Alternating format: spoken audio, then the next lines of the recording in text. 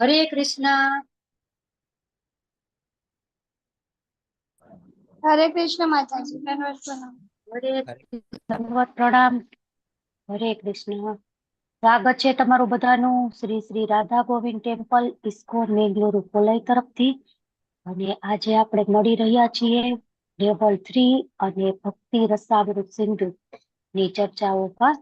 ખૂબ ખૂબ સ્વાગત છે. હરે અમરીશનાથ કૃષ્ણ માતાજી. પ્રભુ, હરે કૃષ્ણ, રતિલાલ ઠક્કર પ્રભુ, આરતી માતાજી, કલ્પેશ પ્રભુ, રમેશ વાસુદેવ પ્રભુ, હરે શિલ્પા કૃષ્ણ. માતાજી, હરે કૃષ્ણ. હવે કોઈ રહી ગયા છે? હવે જે કોઈ જોડાઈ રહ્યા છે એ બધા લોકોને માતાજી એક ગ્રુપમાં મેસેજ નાખી દેજો, ક્લાસ સ્ટાર્ટેડ વાળો. हरे कृष्ण माताजी मित्यो छे। ઓકે, સરસ, હરી બોલ. ચલો, તો આપણે આજની શરૂઆત છે એ મંગલાચરણ થી કરીએ. ભગવાનને પ્રેમપૂર્વક પ્રાર્થના કરીએ અને આજનું સેશન છે એ આપણે શરૂ કરીએ. ઓમ અજ્ઞાનતિમિરાન્ધસ્ય જ્ઞાનાંજનશલાકયા ચક્ષુરુન્મીલિतं येन तस्मै श्रीगुरुवे नमः।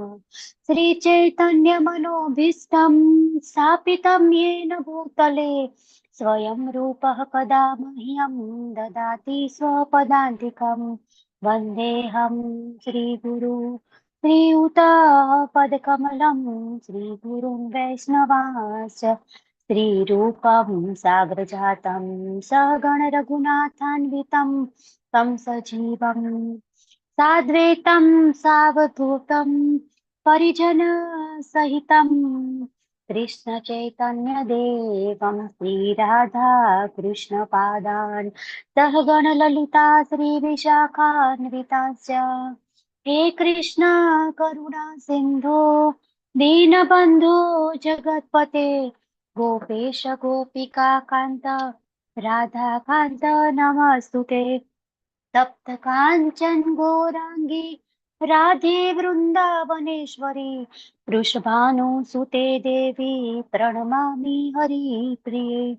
वाञ्छाकल्पतरुभ्यश्च कृपा सिन्धुभ्य एव च पतितानां पावनेभ्यो वैष्णवेभ्यो नमो नमः। नमो विष्णुपादाय कृष्णपृष्ठाय भूतले श्रीमते भक्तिवेदान्त स्वामिनिति नामिने।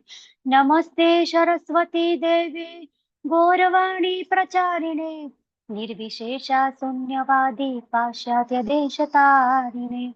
जय श्री कृष्ण चैतन्य प्रभु नित्यानंद श्री अद्वैत गदाधर श्रीवासादि गौर भक्त वृंद। हरे कृष्णा कृष्ण कृष्ण हरे हरे, हरे राम राम राम हरे हरे। श्री श्री राधा गोविंद भगवान की जय, गौर निताय की जय, श्रील प्रभुपाद की जय, गुरु भगवान की महाराज जय, की जय, की भक्ति जय, रसामृत सिंधु की जय, रूप गोस्वामी पाद की जय, की अनंत जय, अनंत कोटि वैष्णव वृंद की जय। की जय। हरे कृष्णा सर्वे ने। हरे कृष्ण। हरे कृष्ण। हरे कृष्ण माताजी दंडवत प्रणाम। हरे कृष्णा दंडवत प्रणाम। खूब सरस। हरे चलो, कृष्ण કેટલા બધા નવા माताजी। ભક્તો જોડે ગયા. જિજ્ઞાસા માતાજી, મીરા માતાજી, સુરક્ષા માતાજી, અરાધિકા માતાજી, હરાપ્રિયા માતાજી, જિજ્ઞા, કલ્પેશ પ્રભુ, રમેશ પ્રભુ, રતિલાલ ઠક્કર પ્રભુ, સચિન પિત્રોડા પ્રભુ અને શિલ્પા માતાજી, અમરીશનાથ કૃષ્ણ પ્રભુ, આરતી ભોઈ માતાજી. ખૂબ જ ધન્યવાદ બધાએ જોડાવા બદલ. તો આજે આપણે ભક્તિ રસામૃત સિંધુ અને કયા અધ્યાયની ચર્ચાઓ કરવાની છે? હરે કૃષ્ણ. 18-19 હમ નહીં, દિવસ 17 લાસ્ટ ડે. 17 17 અને હા, 18. 17 17 થઈ ગયો કે બાકી છે? થઈ ગયું બેન. આ છેલ્લો દિવસ હતો, બે જ બે બાકી બાકી છે. હતા. નહીં, હા, 18 ને હા, 19 બે જ બાકી છે. 18-19. ઓકે, સરસ. 18 અને 19 બે જ અધ્યાય બાકી છે. ખૂબ સરસ. ચલો, તો હું સ્લાઇડ શેર કરું.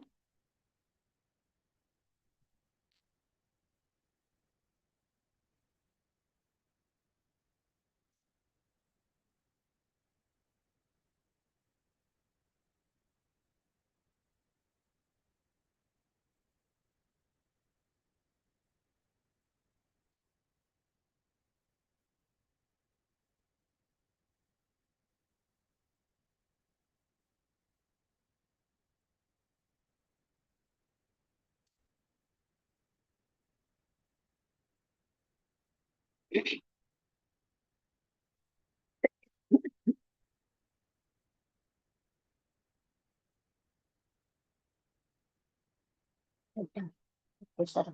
ફરી બોલ. સ્ક્રીન દેખાય છે તમને મારી? હા માતાજી દેખાય છે. ઓકે.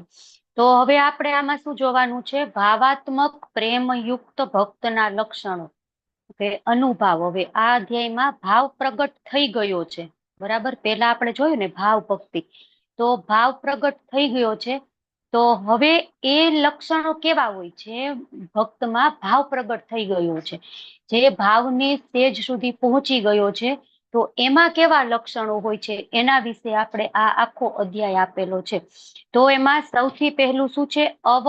અવ્યર્થ કાલત્વ, જે એના 9 લક્ષણો છે. જો સૌથી પહેલું છે અવ્યર્થ કાલત્વ, બીજું છે શાંતિ, વિરક્તિ, માન શૂન્યતા, આશાબંધ, સમુત્કંઠા, નામગાને સદા રુચિ, આશક્તિ તદ ગુણખ્યાને, અને પ્રીતિ સ તદ વસ્તી સ્થલે. બરાબર. તો સૌથી પહેલા આપણે અવ્યર્થ કાલત્વ. તો અવ્યર્થ કાલત્વ એટલે શું? તો આપણે છે આમાં ડિટેલમાં આપેલું છે. ઓકે.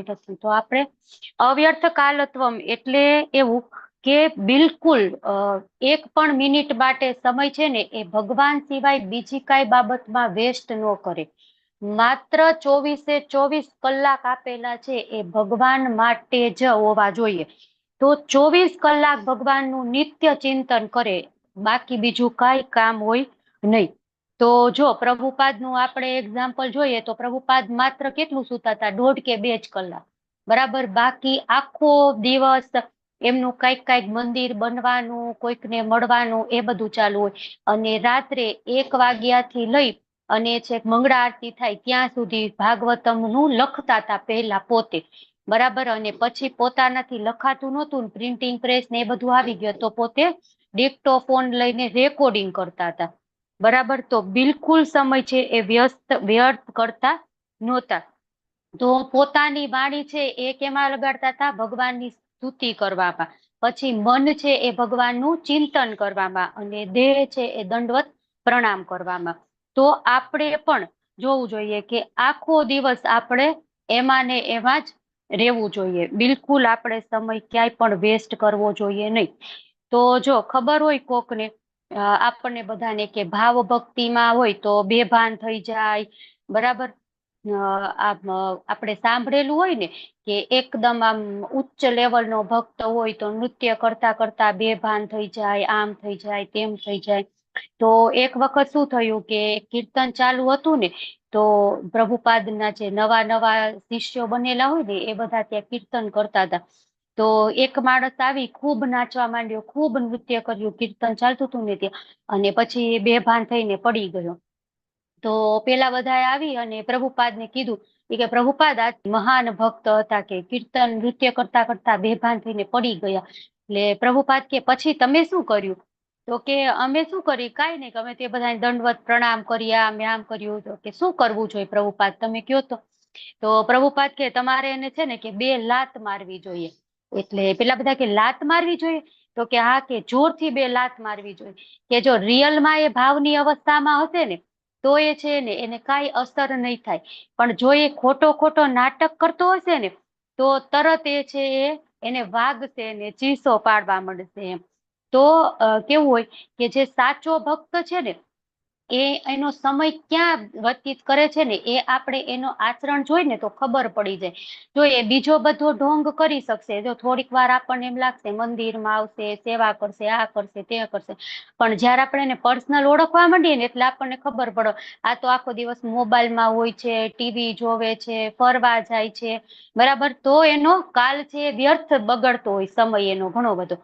પણ જયારે સાચો ભક્ત હશે એ આપણને કાંઈ નહીં કે, પણ આપણે એના થોડોક સમય સાનિધ્યમાં રહીશું તો આખો દિવસ ભાગવતમ વાંચે, ભગવદ ગીતા વાંચે, ક્લાસમાં ઓનલાઈન હોય, ભગવાનની સેવા કરે, ભગવાન માટે સારું કઈક વસ્તુ બનાવે, કઈક લઈ આવે. ટૂંકમાં આખો સમય, આખો જેટલો પણ છે એની પાસે એ બધો છે એ ભગવાનમાં એ વ્યર્થ કરશે, ભગવાન પાછળ વ્યર્થ કરશે, બરાબર. તો અવ્યર્થ કાલત્વ આપણને એના ઉપરથી ખબર પડી જાય કે બીજી બધી સેવા પણ કરતો રહે એમ. તો ભગવાનમાં ઓતપ્રોત હોય આખો દિવસ, તો એ છે એ અવ્યર્થ કાલત્વમ. પછી બીજું શું છે, અને અત્યારે આપણે કેવું હોય બધી લેડીઝ ને ખાસ તો કીટી પાર્ટી, હમણાં નવરાત્રી છે ને, તો હમણાં એક માતાજી મને કહેતા હતા, ઈ કે મારે તો નવરાત્રી છે ને તો રમવાય જવું પડે, મને તો આમેય કરવું પડે તેમેય કરવું પડે, મારે તો એટલો ટાઈમ ન વધે કે હું 16 માળા કરી શકું. બરાબર, તો એ વ્યર્થ કાલત્વમ છે. તમે માતાજીની ઉપાસના કરો,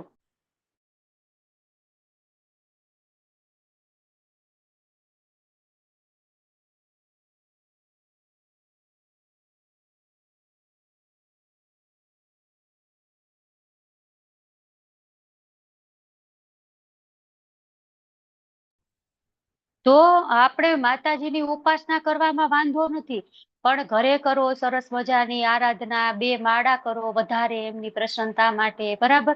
તો એ રીતના પણ થઈ શકે. પાર્ટી પ્લોટમાં જવું જ જોઈએ ને ત્યાં ડાન્સ કરવો જોઈએ, એ તો માતાજી માટે કીર્તન પણ નથી, ત્યાં માતાજીની છબી પણ નથી હોતી, ગરબો પણ નથી હોતો, બરાબર.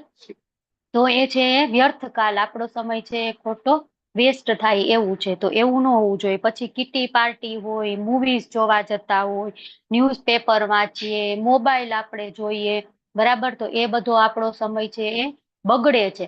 તો આપણે એવો આપણો સમય છે એ બચાવી અને આપણે ધીમે ધીમે ભગવાનની સેવામાં લગાડવાનો, તો આપણે છે એ આ અવસ્થા સુધી પહોંચી શકીએ. પછી બીજું શું છે, શાંતિ, અસહિષ્ણુતા. તો કેવું છે કે ઓછું બોલે અને સહનશીલ, એકદમ સહનશીલ હોય. તો એમાં પરીક્ષિત મહારાજનું એક્ઝામ્પલ છે કે પરીક્ષિત મહારાજને ખબર પડી ગઈ હતી કે એમની પાસે હવે 7 જ દિવસ છે, 7 દિવસ પછી તક્ષક નાગ આવી અને એમને દંશ દેવાનો છે, પછી એમનું મૃત્યુ થઈ જવાનું છે. તો એ એકદમ ધૈર્યથી એમને કામ લીધું, ધીરજથી એકદમ. આમ આપણને ખબર હોય કે આપણી પાસે આપણે તો આમ હળબળા થઈ જાય, પેલું કરી નાખું, પેલું કરી નાખું, આમ કરી નાખું, આમ કરી નાખું. પરીક્ષિત મહારાજ તો ચક્રવર્તી સમ્રાટ હતા, એમને શું કર્યું, બધું જ મૂકી દીધું. શાંતિથી ગંગાના નદીના કિનારે ગયા અને સરસ મજાના સુખદેવ ગોસ્વામી પાસેથી ભગવાનનું નામ, ગુણ, રૂપ, લીલાનું શ્રવણ કર્યું અને એ છે એ ગોલોક ધામ ગયા. તો આપણા સમયનો સદુપયોગ કઈ રીતે કરવો અને આવી કપરી પરિસ્થિતિમાં કઈ રીતે ટેકલ કરવું, કઈ રીતે એ પરિસ્થિતિને હેન્ડલ કરવી, એ પરીક્ષિત મહારાજ પાસેથી જે શાંતિનો ગુણ છે એ આપણે પરીક્ષિત મહારાજ પાસેથી જોવાનો. પછી વિરક્તિ, વૈરાગ્ય. તો શું છે, ભૌતિક આકર્ષણોથી નિર્લેપ. તો ઇન્દ્રિય ભોગની વસ્તુ છે એમાં સ્વયં અરુચિ ઉત્પન્ન થઈ જાય, વૈરાગ્ય, વિરક્તિ, બરાબર. તો ધીમે ધીમે હાયર ટેસ્ટ મળે ને તો લોઅર ટેસ્ટ છે એ ઓટોમેટિક જતો રહે. આપણે કેટલી વાર કહીએ કે આપણને એક જ્યુસનો ગ્લાસ આપે અને એક પાણીનો ગ્લાસ આપે, બરાબર, મેંગો જ્યુસ, બીજું કાંઈ નહીં, હાલો આપણે કરી દઈએ. તો મોસ્ટ ઓફ બધાને મેંગો જ્યુસ ફેવરિટ જ હોય ને, તો આપણે શું લઈએ, મેંગો જ્યુસનો ગ્લાસ જ લઈએ ને. પાણી તો એમ થાય કે હવે ઠીક છે પીતા જોઈએ છે, તો આપણે મેંગો જ્યુસ. તો કેમ પાણી આપણે સિલેક્ટ ન કર્યું, કેમ કે આપણને હાયર ટેસ્ટ મળ્યો, બરાબર. તો હાયર ટેસ્ટ મળે તો લોઅર ટેસ્ટ છે એ ઓટોમેટિક જતો રહે.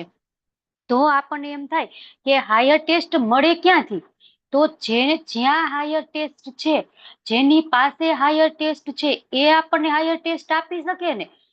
મારી પાસે હાયર ટેસ્ટ હોય, મારી પાસે છે મેંગોનું જ્યુસ, તો હું તમને મેંગોનું જ્યુસ આપી શકું. હવે મારી પાસે છે જ નહીં તો ક્યાંથી આપી શકું, બરાબર. તો આપણે એવો હાયર ટેસ્ટ લેવો હોય તો આપણે કોની પાસે હાયર ટેસ્ટ છે, ગુરુ મહારાજ પાસે, પ્રભુપાદ પાસે, મહાન આચાર્ય પાસે, ભગવાનના મહાન ભક્તો પાસે, બરાબર. તો એ બધાનો આપણે સંગ કરીએ. તો એ બધાનો સંગ આપણે કઈ રીતના કરી શકીએ, એમના પુસ્તકો દ્વારા, એમના લેક્ચરો દ્વારા, બરાબર. તો એ રીતે આપણે છે એ આપણને હાયર ટેસ્ટ મળે. જો પ્રભુપાદ છે ને એને વૃંદાવન, માયાપુર ત્યાં બધે ગેસ્ટ હાઉસ બનાવ્યા, કે ભક્તો આખો સમય પ્રચાર કરતા હોય ને આખી પૂરી જિંદગી, પછી વૃદ્ધાવસ્થા આવે ને એ થાકી જાય ને, તો કે ત્યાં ભગવાનના ધામમાં આવી ગેસ્ટ હાઉસમાં રહેવાનું, આરામ કરવાનું. કેમ કે આખી જિંદગી ભગવાનની સેવામાં એમને ભાગદોડ કરી હોય. પછી એક સમય એવો આવે ને કે વૃદ્ધ થાય, એમનાથી એ કામ નથી થતું, તો પછી કોઈક હતા ને એમને એમ કીધું કે પ્રભુપાદ તમે ક્યારે આ ગેસ્ટ હાઉસમાં રહેવા આવશો. તો પ્રભુપાદ કે હું ક્યારેય વૃદ્ધ જ નથી થવાનો, કે હું હજી વૃદ્ધ થયો નથી. હવે એ 70 યર્સની ઉંમરે તો એ ગયા હતા ફોરેન, બરાબર, અને પાછા આવ્યા 10 વર્ષ પછી. તો એટલી ઉંમરે પણ એમ કે હું વૃદ્ધ નથી થયો. તો બીજા બધા હતા ને કે ચલો ચલો આપણે ઉઠો ને ભાગવા માંડો, કે પ્રભુપાદ હજી વૃદ્ધ નથી થયા, તો આપણે તો ક્યાંથી એમ વિચારીએ કે વૃદ્ધ થઈ ગયા છીએ. બરાબર, તો એ છે એ વિરક્તિ. એ ધીમે ધીમે ધીમે ધીમે ભૌતિક વસ્તુઓમાંથી વિરક્તિ થઈ જાય. જો મહારાજ ભરત છે ને, એ એકદમ યુવાન વય હતી, ચક્રવર્તી સમ્રાટ હતા, સરસ પત્ની, બાળકો, એકદમ એક હતું શાસન હતું આખી પૃથ્વી ઉપર. છતાં પણ એમને વિરક્તિ આવી ગઈ અને બધું જ છે એ છોડી અને જતા રહ્યા. ભગવાનની સેવા કરવા માટે, ભગવાનની કીર્તન કરવા માટે, જપ કરવા માટે. તો એ છે એ વિરક્તિ. આપણને એમ થાય કે આપણી પાસે છે જ નહીં અને છોડી દઈએ, તો એ તો કાંઈ ઠીક છે, ચલો છે જ નહીં, શું છોડવાનું. પણ મહારાજ ભરત તો ચક્રવર્તી સમ્રાટ, ઐશ્વર્ય તો કેવું. એક નાનકડી કથા આવે છે, સ્ટોરી છે, કે એક મોગલ હતા સમ્રાટ. તો એ છે ને એના ઉપર અંગ્રેજોએ આક્રમણ કર્યું. જયારે ભારત ઉપર અંગ્રેજો આવ્યા ને, તો એક મોગલ સામ્રાજ્ય હતું નાનકડું આપણું રજવાડું મોગલોનું. તો ત્યાં એને આક્રમણ કર્યું અંગ્રેજોએ. તો બધા જેટલા સૈનિકો, સિપાહી, નોકર, ચાકર બધા જતા રહ્યા, ભાગી ગયા. આક્રમણ કરે એટલે બધા ભાગી જાય ને પોતાની જાન બચાવે. એ જે નવાબ હતા ને ત્યાં બેઠા રહ્યા, જે એમ હિંચકા ઉપર એ હિંચકા ખાતા હતા, ખાટ ટાઈપનો ઝૂલો હોય ને એના ઉપર ઝૂલામાં. તો પેલા અંગ્રેજો આવીને એમને ઘેરી વળ્યા ને અંગ્રેજી જો મેઇન સિપાહી હતો ને એને પૂછ્યું કે બધા જતા રહ્યા, તમે કેમ અહીં નહીં બેઠા રહ્યા. તો કે પણ હું જાવ કઈ રીતના, કે મને જે ચપ્પલ દેવા વાળો નોકર છે ને એ જ જતો રહ્યો. હવે વિચારો કે ચપ્પલ એને ન આપે તો એ નીચે પગ ન મૂકે તો એ ચાલે નહીં. હવે એ તો નાનકડું રજવાડું હતું, એના નવાબ હતા, એનું આટલું ઐશ્વર્ય હતું.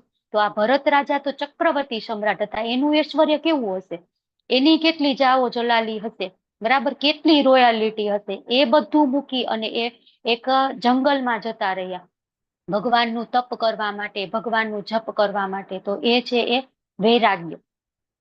પછી નિરભિમાનીપણું, માન શૂન્યતા. તો આપણે આ રિયલમાં આપણે દરરોજ ગાઈએ છીએ ને, અમાની ના માન દેન કીર્તન્ય સદા હરી, કે પોતાના માટે માનની બિલકુલ આશા નથી, પણ બીજાને માન દેવા માટે હંમેશા તત્પર હોય. તો આ છે એ ભાવ ભક્તિનું લક્ષણ છે. તો ઉત્કૃષ્ટ ગુણ હોવા છતાં પણ નિરાભિમાનીપણું, બરાબર, એકદમ સર્વોચ્ચ. આપણે સનાતન ગોસ્વામી નું હમણાં જોયું હતું, બરાબર, સદાચારમાં અત્યારે ચાલે છે ને, જીવ ગોસ્વામી કેટલા એકદમ પ્રકાંડ વિદ્વાન, છતાં પણ એમ કે એના ગુરુ મહારાજ રૂપ ગોસ્વામી કે નીકળી જાય અહીંથી, કે બિલકુલ મનમાં અહંકાર ન હોવો જોઈએ. જ્યાં સુધી અહંકાર છે ને ત્યાં સુધી વૃંદાવન તારા માટે છે જ નહીં. ખબર હતી પોતાની કાંઈ ભૂલ નથી, છતાં પણ જીવ ગોસ્વામી એક પણ શબ્દ નથી બોલતા અને ત્યાંથી જતા રહે છે. તો શું છે, અમાની. અને એવું નહીં કે ગુરુ પ્રત્યે આમ મનમાં ગુસ્સો છે, કેમ મને કાઢી નાખ્યો, હું તો જોઈ લઈશ ને, હું તો આમ કરી નાખીશ ને. આપણે તો કેવું હોય, આપણા કરતા આમ શક્તિશાળી માણસ આપણને કહી દે ને કઈક, તો આપણે ત્યારે તો ત્યાંથી જતા રહીએ. પણ આ મનમાં આમ ખુન્નસ હોય, એકદમ ગુસ્સો હોય. એ ગુસ્સો અઠવાડિયું તો એમને એમ ચાલે, મનમાં ને મનમાં રે, બરાબર. પણ જીવ ગોસ્વામી એવું નહીં, બિલકુલ સરળ, કાંઈ વાંધો નહીં. એ તો ઉલટાનું પોતાના મનને કોસે કે મારામાં જ એટલી લાયકાત નથી કે હું આ બધું કરી ન શક્યો એમ. તો જે 13મા અધ્યાયમાં ભગવાન જ્ઞાનીઓના લક્ષણની વાત કરે ને, તો સૌથી પહેલા શું લક્ષણ છે, માનની અપેક્ષા ન હોવી જોઈએ, બરાબર. ભગવાન પણ કહે છે કે આ જ્ઞાની છે અને આ મને પ્રિય છે, બરાબર. તો શું વધારે સરળ છે, બીજાને સન્માન આપવું કે બીજા પાસેથી સન્માન લેવું? બોલો, શું કયો છો તમે, શું વધારે સરળ છે? બીજાને સન્માન આપવું. હા, ખુબ સરસ, હરી બોલ. તો આપણે પણ એવું હોવું જોઈએ કે આપણે બીજાને સન્માન આપવા માટે હંમેશા તત્પર રહેવાનું.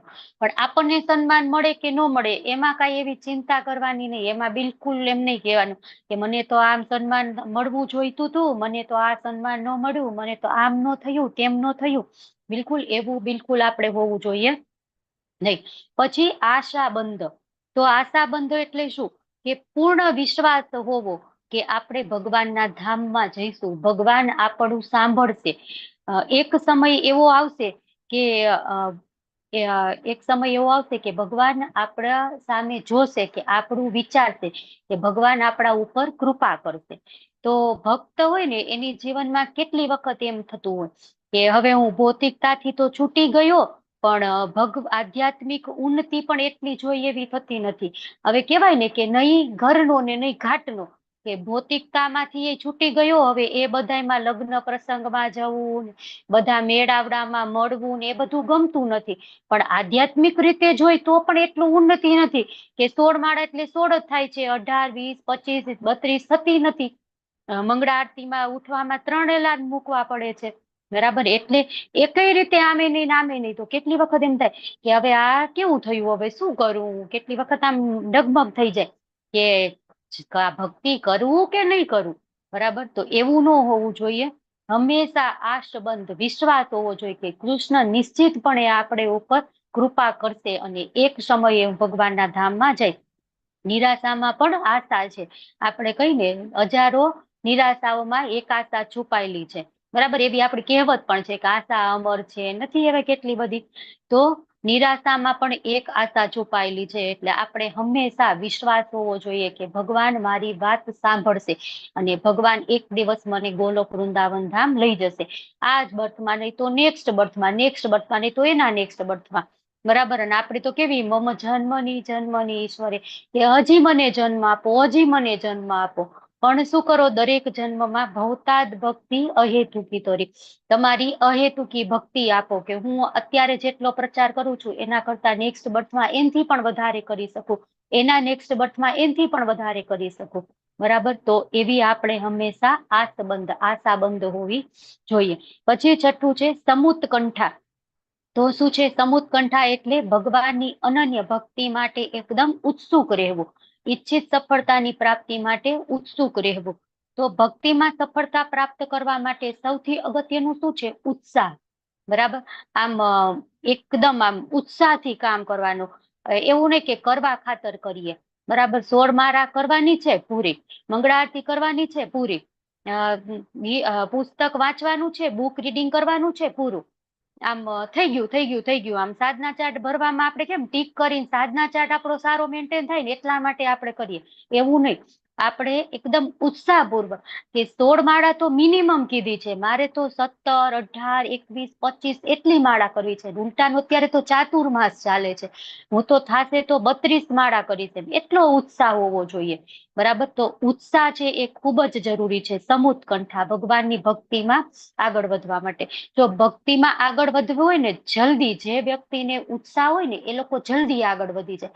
જો અમુક એવા ભક્તો પણ છે કે જે લોકો જોડાયા અને વરસ થયું ને ત્યાં તો એમની દીક્ષા થઈ ગઈ. હું પર્સનલી ઓળખું છું, ના ક્લાસમાં પણ છે. તો આપણને કેટલી વાર એ લોકો કહેતા હોય કે અમારી તો બહુ જલ્દી દીક્ષા થઈ ગઈ. પણ શું કામ જલ્દી દીક્ષા થઈ ગઈ? તો કે એમનામાં ખૂબ જ ઉત્સાહ હતો, ઉત્સાહભેર. હજી કેટલાય વર્ષોથી જે ભક્તો છે ને એ લોકોએ પણ ભાગવતમ, ચૈતન્ય ચરિતામૃત વાંચ્યું નથી, પણ આ બધા જે છે એ લોકો ચૈતન્ય ચરિતામૃત, ભાગવતમ બધું વાંચીને બેસી ગયા છે. અને હજી બૃહદ ભાગવતામૃત, પ્રભુપાદની નાની નાની પુસ્તકો, એ બધું એટલી જ ઉત્સાહથી વાંચે છે.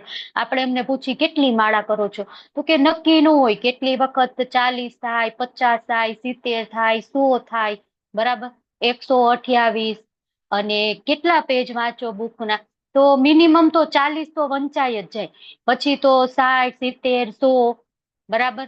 તો એ ઉત્સાહ ક્યાંથી આવે? કે એ છે એ હાયર ટેસ્ટ મળે ને તો લોઅર ટેસ્ટ જતો રહે ઓટોમેટિક, અને તો પછી છે આપણે ભક્તિમાં જલ્દી ઉન્નતિ થાય. ઓલું ધીમે ધીમે આપણે પગથિયા ચડીને, આ તો આમ દોડ ફટાફટ આગળ પગથિયા ચડે. તો સમુત્કંઠા, ઉત્સાહ છે એ ખૂબ જ જરૂરી છે.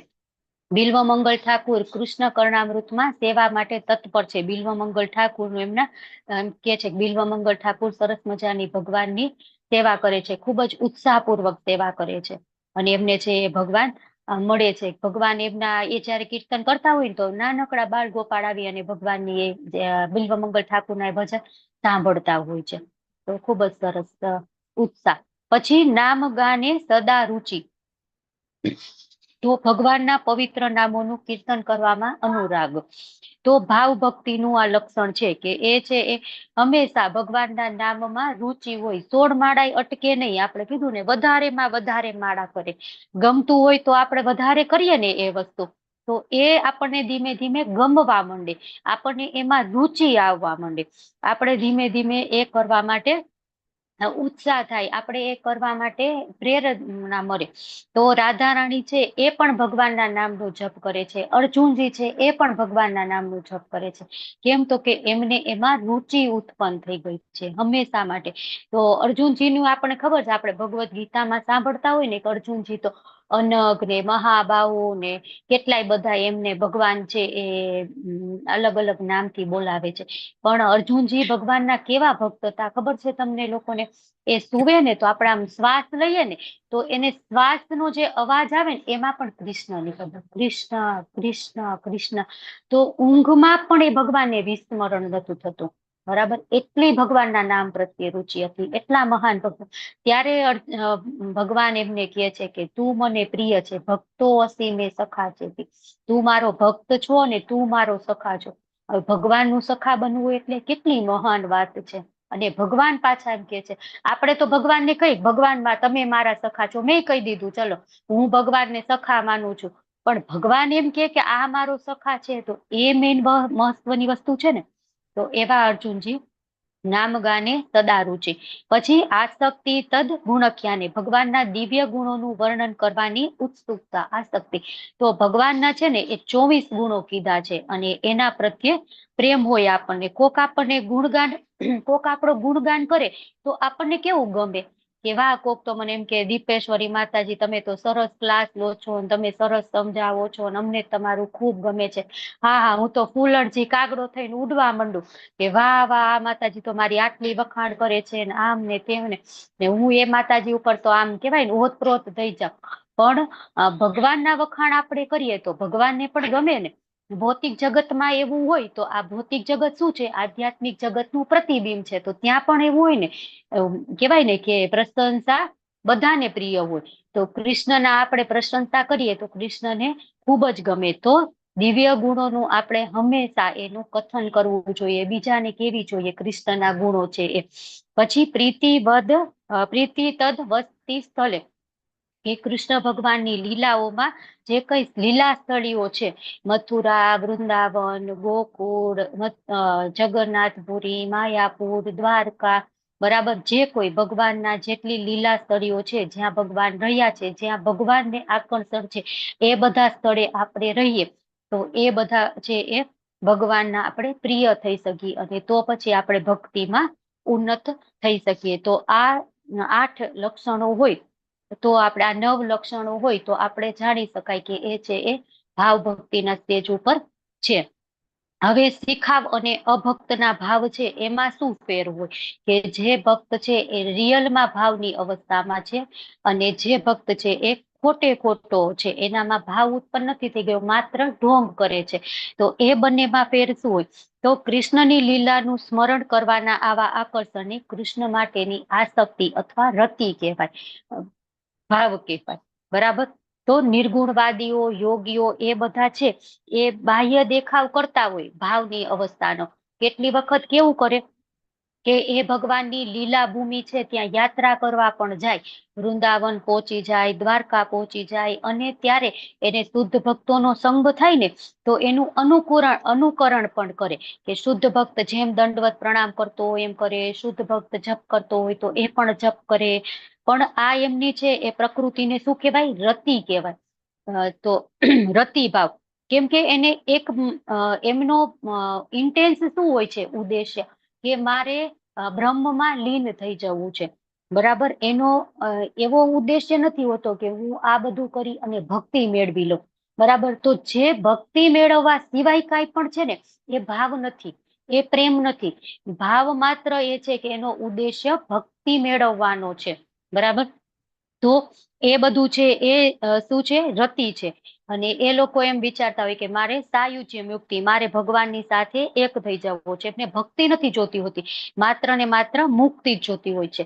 તો રૂપ ગોસ્વામી છે ને એ વારાફરતી બધાને ટાર્ગેટ કરીને કે છે. હવે સકામ કર્મીઓની વાત કરે કે સકામ કર્મીઓ અને તાત્વિકો જ્ઞાનીઓ હોય ને એ અનુમાનકારોના હૃદયમાં પણ આ રતિ અનુરાગ ઉત્પન્ન થતો નથી. ગમે એટલું જ્ઞાન મેળવી લે, ગમે એટલા ભાગવતમ વાંચી લે, પણ એના હૃદયમાં ભગવાનનો પ્રેમ ઉત્પન્ન નથી થતો, ભાવ ઉત્પન્ન નથી થતો. કેમ? તો કે એ છે એ ખાલી માત્ર જ્ઞાન મેળવવા માટે વાંચતા હોય છે. મારે જાણવું છે કે શું છે આ કૃષ્ણ, બરાબર. કૃષ્ણ પ્રત્યે પ્રેમ નથી, ખાલી જાણવા માટે એ કરે છે. તો એ છે એ પણ એને પણ ભગવાનનો પ્રેમ પ્રાપ્ત થતો નથી. તો કૃષ્ણના પ્રત્યેક કાર્યકલાપો નું સ્મરણ કરવું અને એના પ્રત્યે આકર્ષણ થાય તો એને આપણે અનુરાગ કહેવાય. તો આવા જ્ઞાનીઓ છે, સકામ કર્મીઓ છે, એ બધાને આવો અનુરાગ ઉત્પન્ન થતો નથી. હવે અવ્યક્ત બ્રહ્મ જ્યોતિમાં લીન થવા માટે મુક્તિ ઈચ્છનારા વ્યક્તિને કૃષ્ણમાં રતિ મળે નહીં. શ્રી કૃષ્ણનો આ રતિ કેમ રતિ ન મળે? તો કે શ્રી કૃષ્ણ છે ને એ આપણે જયારે પહેલું ચેપ્ટર જોયું હતું ને ત્યારે જોયું હતું કે શુદ્ધ ભક્તિ કેવી હોય, તો કે મોક્ષ લઘુતા કૃત સુદુર્લભા અને સાંદ્રાનંદ. તો મોક્ષ લઘુતા કૃત, કે મોક્ષ પણ એને ભક્તિની સામે આપણને નાનો લાગે, કે મોક્ષ નથી જોતો, હું મોક્ષને તો ઠોકર મારું છું, બરાબર, મુક્તિ મારે નથી જોતી. અને બીજી ભક્તિ કેવી છે? સુદુર્લભા, એકદમ દુર્લભ છે, એટલે મુક્તિ મારે જોતી નથી. પણ આ લોકોનો મેઇન ઉદ્દેશ્ય શું હોય છે? મુક્તિ મેળવવા માટેનો. એટલા માટે એ લોકોને ભક્તિ મળતી નથી. તો સાધારણ ભક્તો છે એના માટે પણ ભક્તિ સુલભ નથી. તો સકામ કર્મીઓ, જ્ઞાનીઓ, તાત્વિકો, તર્ક વિતર્કોની ગૂંથામણમાં પડેલા હોય તો એ લોકોને તો કેમ મળે? બરાબર, ન મળે ને. ભગવાને એકદમ દુર્લભ, સુદુર્લભા કીધું છે, એકદમ દુર્લભ ભક્તિ છે. તો સાધારણ ભક્તોને પણ ઇઝીલી મળતી નથી, એટલે આ લોકોને પણ ઇઝીલી મળતી નથી. હવે રત્યાભાસના પ્રકારો. તો રત્યાભાસ છે એના બે પ્રકાર છે, એક તો પ્રતિબિંબ અને છાયા. તો પેલા રત્યાભાસ એટલે શું એ આપણે જોઈએ. તો કહેવાતા ભક્તો હોય જે ઢોંગ કરે છે, ભક્ત છે નહીં, તો એ શ્રી કૃષ્ણની અષ્ટકાલીન લીલાઓનું બનાવટી ચિંતન કરે, કૃત્રિમ ચિંતન કરે. આમ કેટલી વખત આમ ધ્યાનમાં આવવું હોય ને વિચારે કે મારી સાથે તો આવીને લડ્ડુ ગોપાલ વાતો કરે છે, મારી સાથે તો રાધા કૃષ્ણ બે નૃત્ય કરે છે, અમે તો બધા સાથે મળીને રાસલીલા કરીએ છીએ. તો એવો બધો ઢોંગ કરે અને અમુક ભોળા લોકો છે ને એને આકર્ષે. તો આવા ઢોંગી લોકો છે ને એ કૃષ્ણ પ્રત્યે નકલી આસક્તિ ધરાવતા હોય, તો એ દેખાડો કરતા હોય. તો આ છે એ સાચી રતિ નથી, સાચો ભાવ નથી, સાચો પ્રેમ નથી, માત્ર રત્યાભાસ છે. રતિનો આભાસ થાય. આભાસ એટલે શું? આમાં આપણને લાગે કે એ છે પણ રિયલમાં એ છે નહીં, આભાસી આપણે કહીએ ને, તો એ છે એ રત્યાભાસ. તો જે ભક્ત નથી એ લોકો એવો ઢોંગી લોકોની વાતમાં આવી જાય, ફસાઈ જાય અને એ વિચારે કે આ તો મહાન ભક્ત છે અને એને કેટલી વખત શું કહેવાય એમાં આવીને ખોટા રસ્તે જતા રહે. પણ શુદ્ધ ભક્ત હોય ને તો એને ખબર પડી જાય કે આ તો સહજ્યા છે, આ છે એ શુદ્ધ ભક્ત નથી, આ તો માત્ર ઢોંગ કરે છે. તો રતિનો આભાસ લાગે પણ રિયલમાં આ રતિ હોય નહીં. તો નિર્વિશેષવાદીઓ હોય, જે બ્રહ્મવાદી હોય, એ માણસ છે એ આવા લક્ષણ જોવા મળે. તો રત્યાભાસમાં કોઈ માણસ છે કોઈ ભક્તિના નીતિ નિયમનું પાલન ન કરે, કોઈ એના પ્રમાણિક આધ્યાત્મિક ગુરુ હોય નહીં, કોઈ પરંપરા સાથે સંકળાયેલા ન હોય, તો નાટક એ લોકો કરતા હોય. તો હવે એ નાટક કરતા કરતા જો એને શુદ્ધ ભક્તનો સંગ મળે ને તો એ શુદ્ધ ભક્ત બની જાય. પણ એ કેટલા સમય માટે? થોડાક સમય માટે. જેટલા સમય માટે શુદ્ધ ભક્તનો સંગ મળ્યો ને એટલા સમય માટે એ શુદ્ધ ભક્ત બની ગયા. એનો ભાવ જો તીવ્ર, ભક્તિ એની તીવ્ર થઈ ગઈ, બરાબર. શુદ્ધ ભક્તનો સંગ મળ્યો એટલે ભક્તિ એની તીવ્ર બની ગઈ. અને પણ મનમાં થોડીક ભૌતિક ઈચ્છાઓ છે અને આ ભાવ છે એ કેવો છે? થોડાક સમય માટે. તો એને શું કહેવાય? પ્રતિબિંબ રત્યા ભાવ, બરાબર. ભક્તિ તીવ્ર છે પણ મનમાં ભૌતિક ઈચ્છાઓ છે હજી, તો એને પ્રતિબિંબ કહેવાય. અને બીજું છે છાયા રત્યાભાસ. તો એમાં શું હોય? ભક્તિ તીવ્ર નથી ક્યારેક મંદિરે આવશે, ક્યારેક 2-3 માળા કરી લેશે, ક્યારેક થોડુંક ભાગવતમ સાંભળી લે, આવતા જતા રસ્તા મંદિર આવે તો દર્શન કરી લેશે. ટૂંકમાં ભક્તિ એટલી તીવ્ર નથી, પણ ભૌતિક વસ્તુની ઈચ્છા એનામાં બિલકુલ નથી. ભગવાન મને આ આપી દેજો ને તે આપી દેજો ને, તો એ છે એ છાયા રતિયા ભાવ કહેવાય.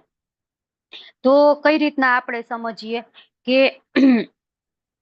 કે આપણે અરીસો હોય એમાં આપણે મોઢું જોઈએ, બરાબર, તો એ આપણને કેટલું ક્લિયર દેખાય. આપણને એમ થાય કે એ જ છે માણસ, ત્યાં જ છે અરીસામાં જ, બરાબર. પણ એ કેટલા સમય, જ્યાં સુધી આપણે અરીસાની સામે ઉભા છીએ ત્યાં સુધી એકદમ હુબહુ એવું જ દેખાય ને પ્રતિબિંબ આપણને. પણ જેવા આપણે ત્યાંથી દૂર જતા રહીએ, અરીસામાં કઈ દેખાય? કઈ ન દેખાય. તો એવી જ રીતના જેટલો સમય શુદ્ધ ભક્ત નો સંગ મળશે એટલા સમય એ શુદ્ધ ભક્ત જેમ વર્તશે. આપણને એમ જ લાગશે કે આ શુદ્ધ ભક્ત જ છે. પણ જેવો એ સંગ તૂટી ગયો, એ સમય પૂરો થઈ ગયો એટલે વળી શું થઈ ગયું? જીરો. કાંઈ હવે અરીસામાં દેખાતું નથી. તો આ છે પ્રતિબિંબ. અને છાયા કેવી? આપણે પાણીમાં મોઢું જોઈએ આપણું તો આમ કેવું ધૂંધળું દેખાય ને, આમ એકદમ ક્લિયર એની બોર્ડર ન હોય, માર્જિન ક્લિયર ન હોય, બધા જે ઓલા ક્લિયર ન હોય, પણ આપણને આમ દેખાય ખરું કે ના આમાં આ છે, વ્યક્તિનું આમાં ચહેરો દેખાય છે. પણ કોક અંદર પથ્થર મારે, થોડુંક કઈક પીસ કે કઈક હલન ચલન થાય તો તરત જતું રહે, બરાબર. તો એ છે પ્રતિબિંબ અને છાયા. તો કોઈ મનુષ્ય મુક્તિ કે મુક્તિની કામના રાખી અને શુદ્ધ ભક્તોના સંગમાં ભગવાનના કીર્તન કરે અને ભગવાનની કૃપાથી તે કીર્તનમાં જોડાઈ પણ જાય, અને તે થોડાક સમય માટે, બરાબર, શુદ્ધ ભક્તનો સંગ થાય તો એ બધું જ કરશે. એવું નહીં કે આ નહીં કરે, તે નહીં કરે. અને એનું હૃદય છે એ નિર્મળ, પવિત્ર, કોમળ બની જાય અને જિજ્ઞાસાવશ એનામાં રતિભાસ છે એ ઉત્પન્ન થાય.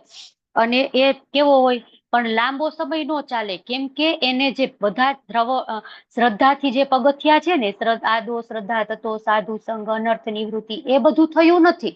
આ તો માત્ર શુદ્ધ ભક્તના સંગના કારણે એનામાં એ શુદ્ધ ભક્તની જે સત્વગુણ છે ને, એના કારણે એનામાં જીવનમાં પરિવર્તન આવ્યું છે. તો એ થોડાક સમય માટે હોય. અને એ એમ વિચારે કે આ સંસારના કલેશો છે એના કરતા તો સારું છે. તો આવી ભાવ છે એને પરારતિ કહેવાય. છોડો ગરબાને, ચલો હરિદ્વાર. કે પત્ની છે આવી રીતના હેરાન કરે છે, આ તો ઘર ચલાવવું પડે છે, બાળકોને સ્કૂલની ફીસ ભરવી પડે છે, મોટા કરવા પડે છે, આટલી બધી જવાબદારી છે, એના કરતા મૂકો બધી માથાકૂટ, જતા રહો. કાંઈ નહીં, એ સરસ મજાના એકાદા આશ્રમમાં રહેશું, 2 ટાઈમ જમશું, ફરશું, આટા ફેરા મારશું, કાંઈ કામકાજ કરશું નહીં. તો એ છે એ શું કહેવાય? પરારતિ. શુદ્ધ ભક્ત નથી, બરાબર. હવે શું છે? પરંપરા. હાઉ ટુ કન્વર્ટ રત્યા ભાવ ટુ જેન્યુન ભાવ. જેન્યુન ભાવ, રત્યા ભાવ છે એમાંથી જેન્યુન ભાવ, જે રિયલમાં ભાવ છે, એ કઈ રીતના આપણે કરી શકાય? તો એનું 2 આપણને પ્રભુપાદે કીધું છે. એક તો ગુરુની સેવા દ્વારા, અને બીજું છે કે શુદ્ધ ભક્તોના સંગથી. અપરાધને કારણે એમાં અવરોધ થાય. 2 એમાં છે. સૌથી પહેલો શું છે? ગુરુની સેવા, અને બીજું છે શુદ્ધ ભક્તોના સંગથી. તો જો કોઈ માણસ કૃષ્ણ માટેની આવી રતિનો વિકાસ થઈ જાય અને શુદ્ધ ભક્તોનો સંગ મળે, તો પણ શુદ્ધ ભક્તિની ભૂમિકાને એ પામે. અને પરારતિ એવી પાવરફુલ હોય અમુક સમય માટે કે એ પરારતિ છે એ ભક્તોના સંગના કારણે શુદ્ધ ભાવમાં કન્વર્ટ થઈ જાય, ફેરફાર થઈ જાય. એ છે એ આમ કેવું કહેવાય, નાટક કરતા ક્યારે રિયલ ભાવમાં જતો રહે ને એને પણ ન ખબર પડે. પણ કેવું હોય? શુદ્ધ ભક્તોનો સત્સંગ પૂરો થાય તો કૃપા પ્રસાદ મળ્યા વગર કૃષ્ણ પ્રત્યેની રતિનો ઉદય થાય નહીં. શુદ્ધ ભક્તોનો સંગ મળે તો જ એવું થાય. તો હવે અહીંયા છે એ રૂપ ગોસ્વામી એક ચેતવણી આપે છે કે જેમ શુદ્ધ ભક્તોના સંગમાં રત્યાભાવ છે એ ભાવમાં પરિવર્તન થાય ને, એવી રીતના જો નાનકડો અમથો પણ વૈષ્ણવ અપરાધ થઈ જાય ને, તો ધીમે ધીમે આપણે બધો જ જે પહોંચ્યા છે, જે કઈ ભક્તિ છે, એ બધી ક્ષીણ થઈ જાય અને છેવટે અંધારમય થઈ જાય. જેમ ચંદ્ર હોય, કેમ હોય? ધીમે ધીમે પૂનમ આવે તો આખો ચંદ્ર હોય. એટલે આપણે ધીમે ધીમે ભક્તિ કરીએ તો આખો પૂર્ણિમાના ચંદ્રની જેમ આપણે થઈ જાય મોટા. પછી ભક્તિ આપણી એટલી મોટી થઈ જાય, એટલો વિકાસ થઈ જાય. અને જેવો વૈષ્ણવ અપરાધ કરે ને એમ ધીમે ધીમે એની કળાઓ છે એ ધીમે ધીમે લુપ્ત થતી જાય. પછી જયારે અમાસ આવે ત્યારે શૂન્ય. તો એવી રીતના આપણે વૈષ્ણવોનો અપરાધ કરીએ ને એટલે ધીમે ધીમે આપણી ભક્તિ છે એ ક્ષીણ થઈ જાય અને એક સમય એવો આવે કે આપણે ભક્તિમાંથી પતન થઈ જાય.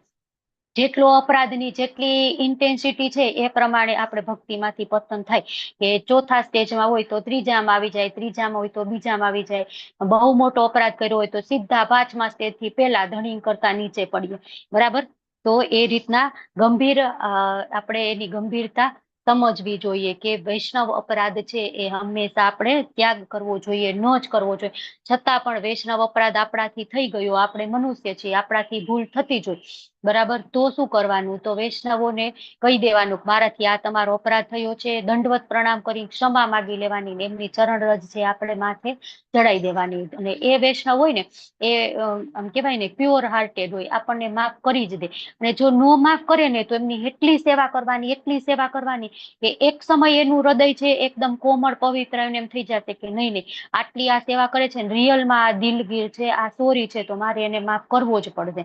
અને છતાં પણ ન કરે તો એ જે દંડ આપે, જે સજા આપે, આપણે સ્વીકારી લેવાની, હસતા હસતા પ્રેમપૂર્વક સ્વીકારી લેવાની. તો આપણે ભક્તિમાંથી પતન ન થાય. બરાબર. નહીતર ચોક્કસ ભક્તિમાંથી પતન થાય.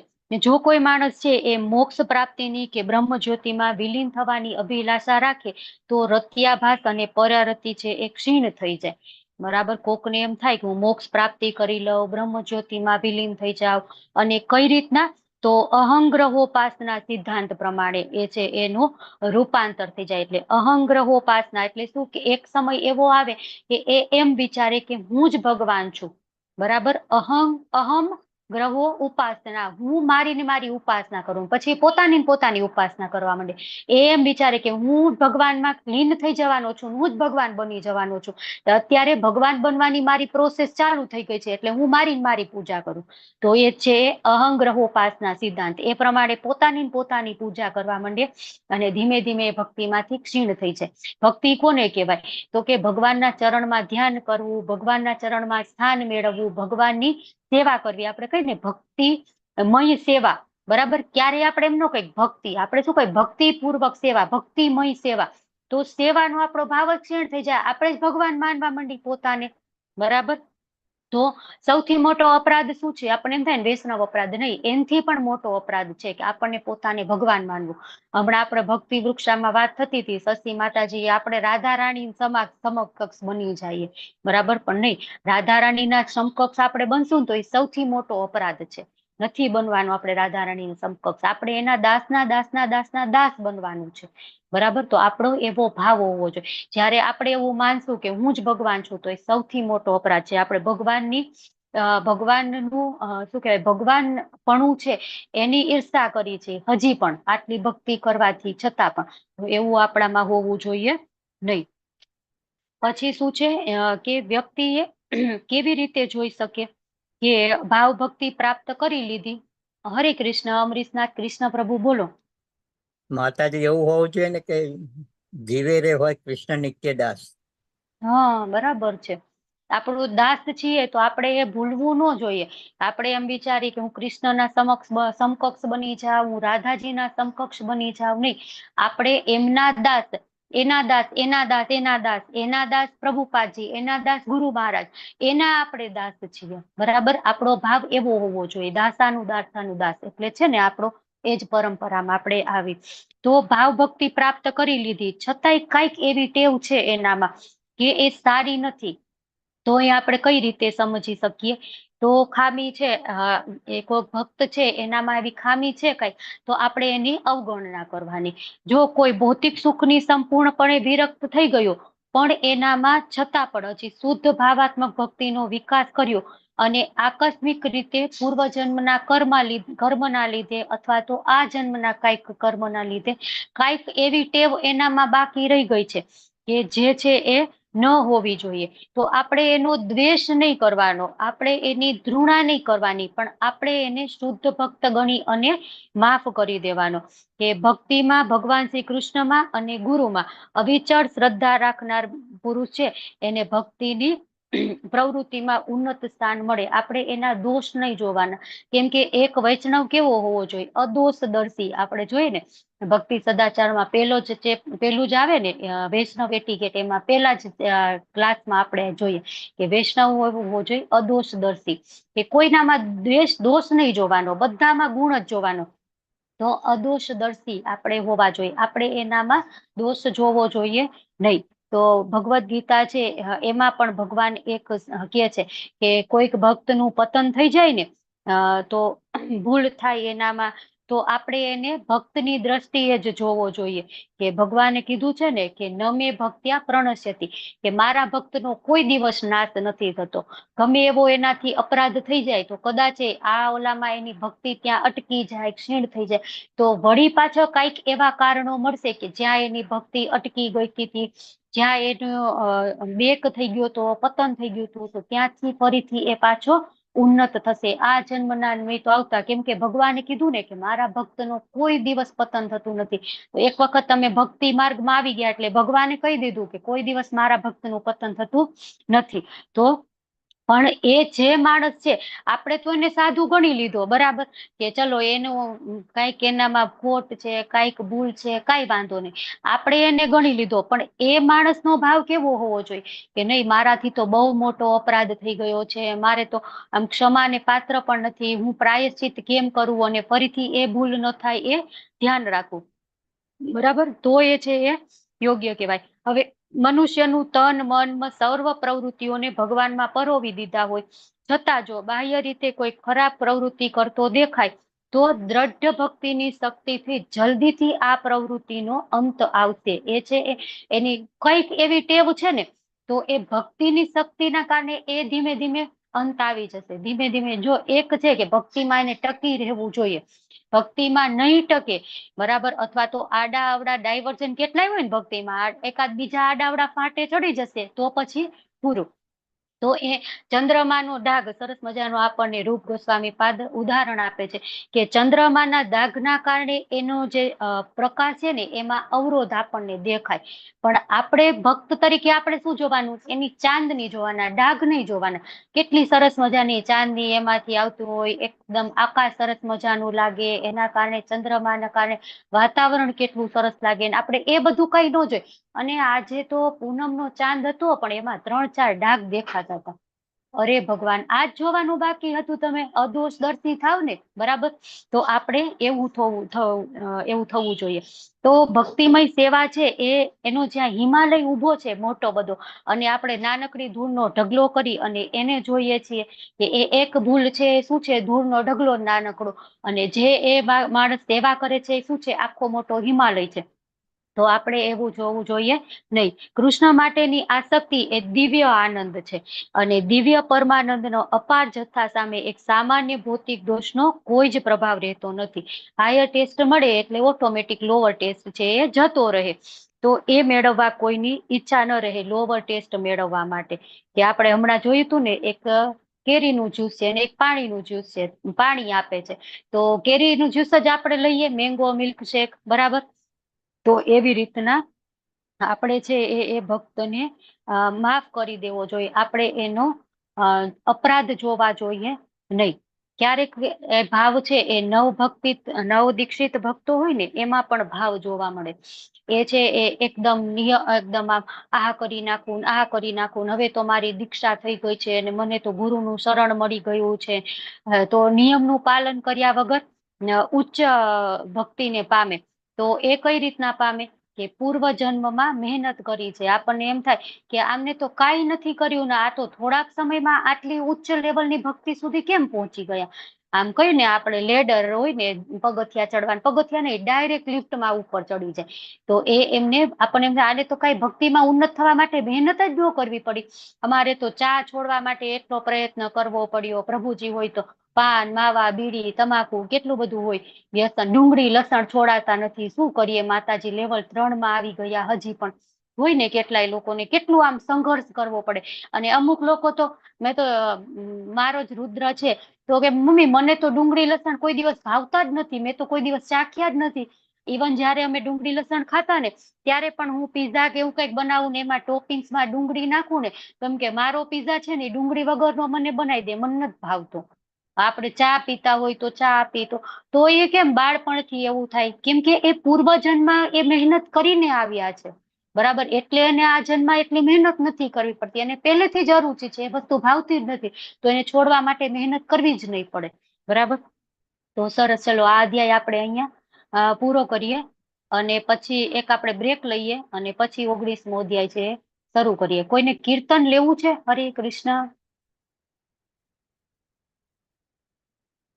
હરે કૃષ્ણ. કોઈને કીર્તન લેવું છે? સ્તુતિ બોલું. હરે કૃષ્ણ. કોણ બોલો છો? હરે ચંદ્રિકા કૃષ્ણ માતાજી. ચંદ્રિકા માતાજી, લેવું છે કીર્તન તમારે? હા, સ્તુતિ લઉં. હા, લઈ લો, ચલો. ઓકે.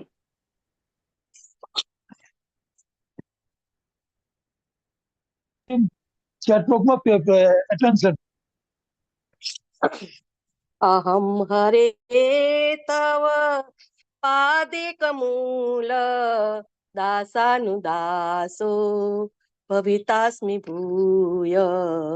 અહમ હરે તવ પાદિકમૂલ દાસાનુદાસો ભવિતાસ્મિ ભૂય. મનઃ સ્મરેતા સુપતે ગુણાસ્તે ગુણિત્વાક કર્મ કરોતુ કાય. મનઃ સ્મરેતા સુપતે ગુણાસ્તે ગુણિવતવાક કર્મ કરોતુ કાય. નાક પૃષ્ઠમ ન ચ પારમેષ્ઠમ ન સાર્વભૌમમ ન રસાધિપત્યમ ન યોગ સિદ્ધિ અપૂર્વ પવન વા સમજ સત્વામ વિરહય કાંક્ષે. અજાત પક્ષા ઇવ માતરમ ખગા સ્તન્યમ યથાવસ તરાહ સુધાર્તા પ્રિયમ પ્રિયેવા વિષિતમ વિષણા મનોરવિંદાક્ષ દિદસતે ત્વામ. મમ ઉત્તમ શ્લોક જનેષુ શક્યમ સંસાર ચક્રે પ્રમત સ્વકર્મભિ. મમ ઉત્તમ શ્લોક જનેષુ શક્યમ સંસાર ચક્રે પ્રમત સ્વકર્મભિ. ત્વન્માયયાત્મા મજદાર ગેહે આસક્ત ચિત્તસ્ય નાથ ભૂયાત. અહમ હરે તવ પાદિકમૂલ દાસાનુદાસો ભવિતાસ્મિ ભૂય. હરે કૃષ્ણ માતાજી. હરે કૃષ્ણ. ખૂબ ખૂબ ધન્યવાદ માતાજી. સરસ મજાનું કીર્તન લીધું, સરસ મજાની સ્તુતિ. હરિ બોલ.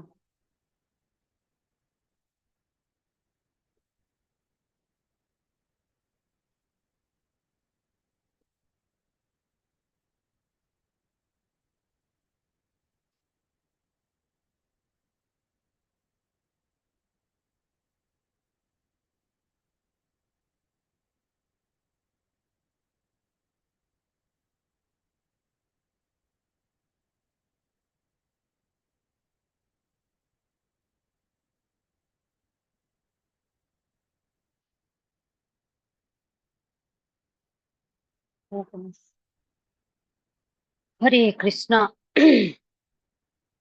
ચલો હવે આપણે આગળ વધીએ 19મા અધ્યાય તરફ. તો ખૂબ જ આમ કહેવાય ને કે પ્રેમ ભક્તિ, ભગવાનની પ્રેમમય ભક્તિ, તો ખૂબ જ આમ ઉચ્ચ સ્તર ભક્તિ. આપણે માત્ર આમ સાંભળ્યું હોય, માત્ર વાંચ્યું હોય, પણ અનુભવી હોય એવું તો બિલકુલ ન બને. કેમ કે પ્રેમ ભક્તિના સ્ટેજમાં આવે ને તો એ માણસને ભગવાન છે એમના પાસે જ બોલાવી લે. અહીંયા તો એકાદ વ્યક્તિ કદાચ પ્રેમ ભક્તિના સ્ટેજમાં હોય, બાકી ભગવાન છે એમના ધામમાં જ પ્રેમ ભક્તિ હોય ત્યારે બોલાવે. તો પ્રથમ લહેર છે એમાં આપણે શુદ્ધ ભક્તિની પરિભાષા, શુદ્ધ ભક્તિના લક્ષણો, શુદ્ધ ભક્તની લાયકાતો એ બધું આપણે જોયું.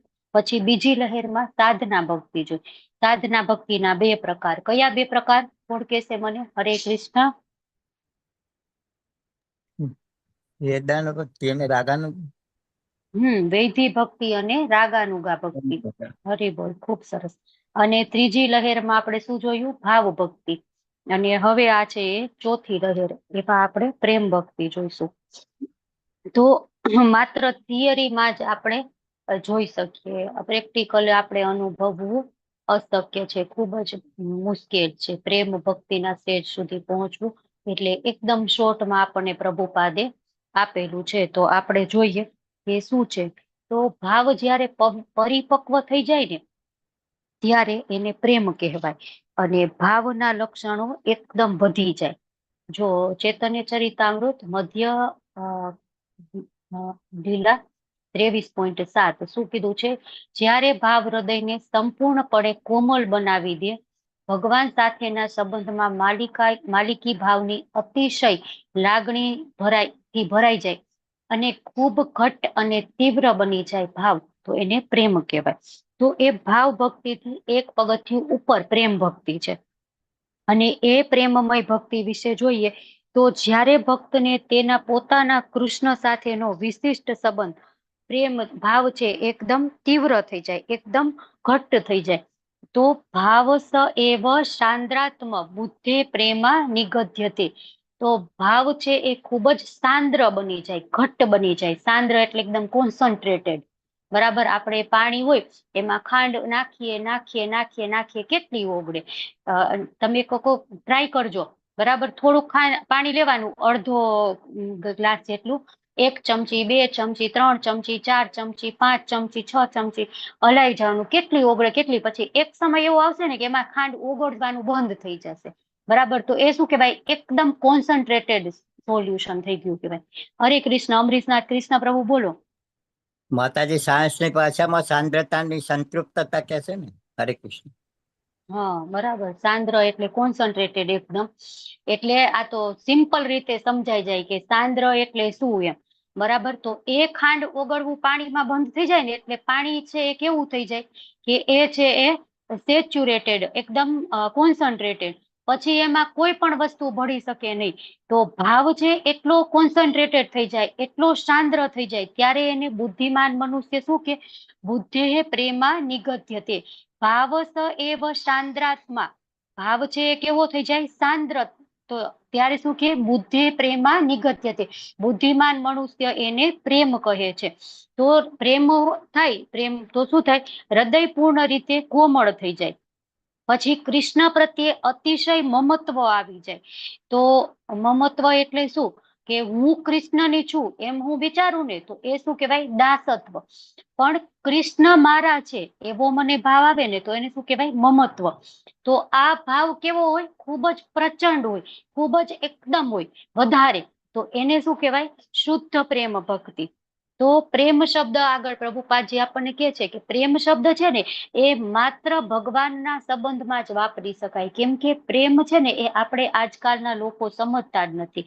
આપણે એમ કહીએ કે માતા બાળક વચ્ચે પ્રેમ છે, પ્રેમી પ્રેમિકા વચ્ચે પ્રેમ છે, પતિ પત્ની વચ્ચે પ્રેમ છે. પણ રિયલમાં આ બધા વચ્ચે પ્રેમ છે? નથી, માત્ર સ્વાર્થ છે. ઇવન માતા બાળક વચ્ચે પ્રેમ હોય ને, તો માતાને એના બાળક કેમ હોય? હું ગઢી થઈશ તો મારો એ સહારો બનશે. તો એક સ્વાર્થ આવી ગયો ને. નિસ્વાર્થ પ્રેમ નથી, સ્વાર્થ છે. તો બાળકને શું હોય? મારી માતા મારા માટે સરસ જમવાનું બનાવશે, મારો વોર્ડરોબ એરેન્જ કરીને રાખશે, મને લંચ બોક્સ આપશે, મને સ્કૂલે મૂકવા આવશે, કઈક કર્નિંગ છે મારી મમ્મી તો ક્યારેક જરૂર પડશે તો મને કઈક લઈ દેશે, શોપિંગ કરાવશે. બરાબર, તો બંને તરફ સ્વાર્થ હોય. પછી પ્રેમી પ્રેમિકા વચ્ચે તો અત્યારે કેટલા, હું તને ખૂબ પ્રેમ કરું છું, હું તો આમ કરી દઉં, તેમ કરી દઉં.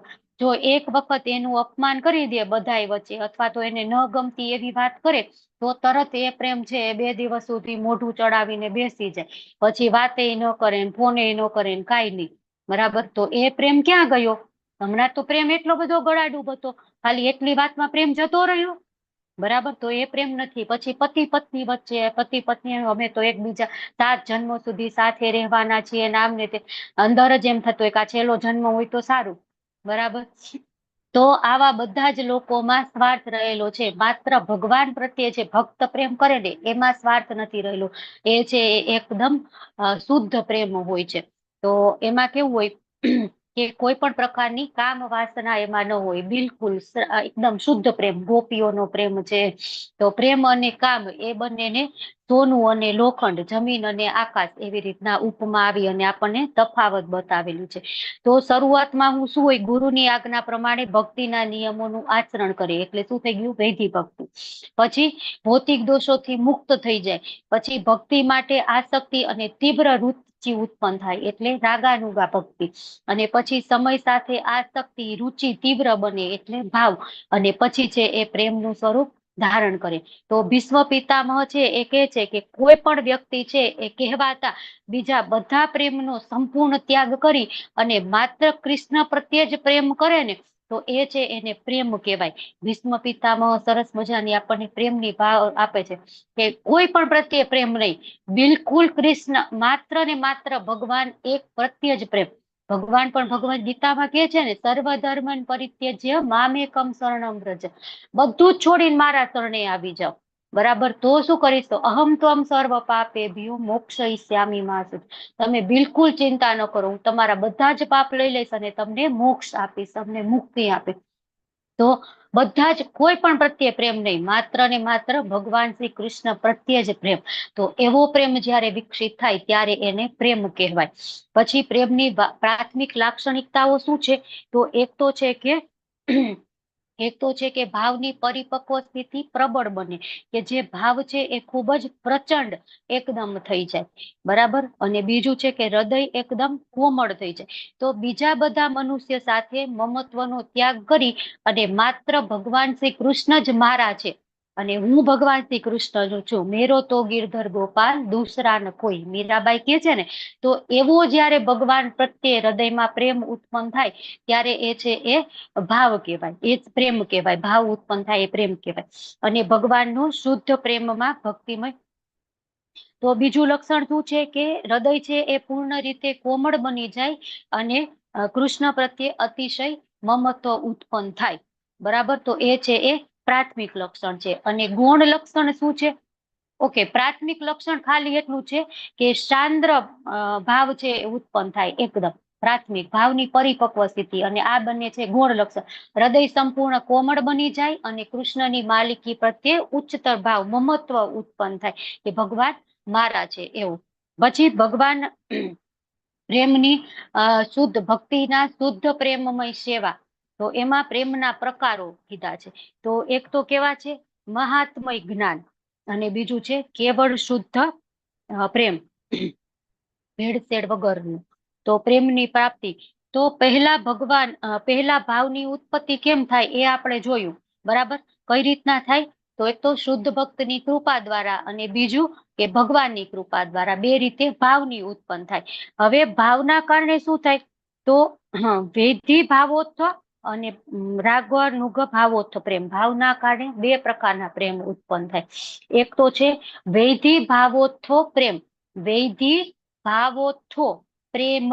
બરાબર, તો વૈધિ ભક્તિ કરતા કરતા કરતા કરતા ભાવ સુધી પહોંચીએ અને ભાવ પછી પ્રેમ ઉત્પન્ન થાય. તો એને શું કહેવાય, વૈધિ ભાવોત્થો પ્રેમ.